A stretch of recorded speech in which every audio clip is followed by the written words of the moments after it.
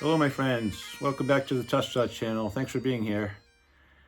It's a frigid February during McGilvery month.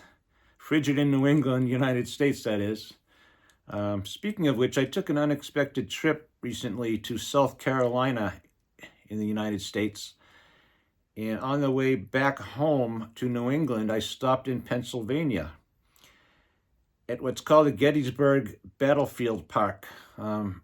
If you've not heard of Battle of Gettysburg, it took place during the American Civil War in early July of 1863.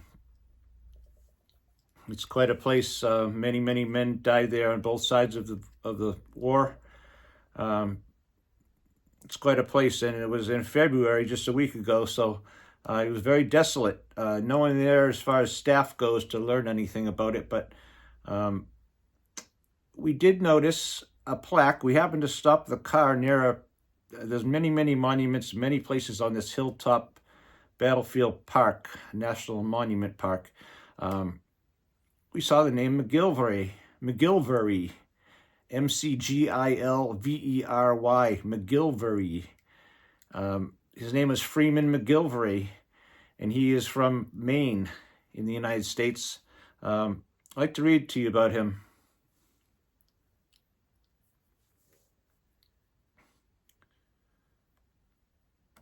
I put together an article here from various sources, some of them the Battlefield website, National Park site, some of it from Wikipedia. Freeman McGilvery was born in the town of Prospect, Maine, in the U.S. in 1823, and he followed his dream of life at sea, working his way up through sailor to mate, and then finally to sea captain. It brought him to a position in Rio de Janeiro, Brazil, as a captain. He was down there, and upon receiving the news that war had broken out at home, McGilvery returned to Maine and was immediately made a Union Army captain and given the task of creating a cannon and mortar unit comprised of Maine recruits. This became the 6th Maine Light Artillery Battery and entered service in January the 1st, 1862. Throughout the war, the 6th Maine was attached to several divisions of what were known as the Army of the Potomac and the Army of Virginia.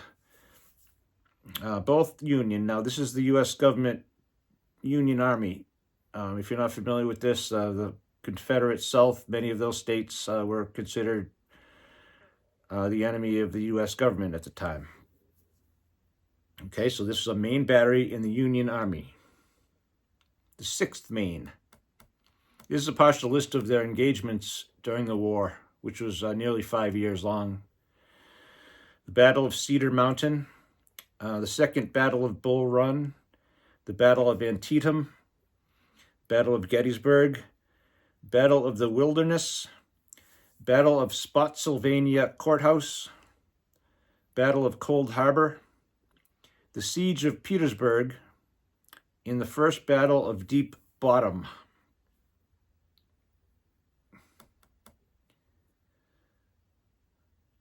Right, so in all, during the war, they lost 40 men from the 6th Maine between battle casualties and injuries or sickness, which took a lot of men. A lot of men in this war died from sickness, my friends, many.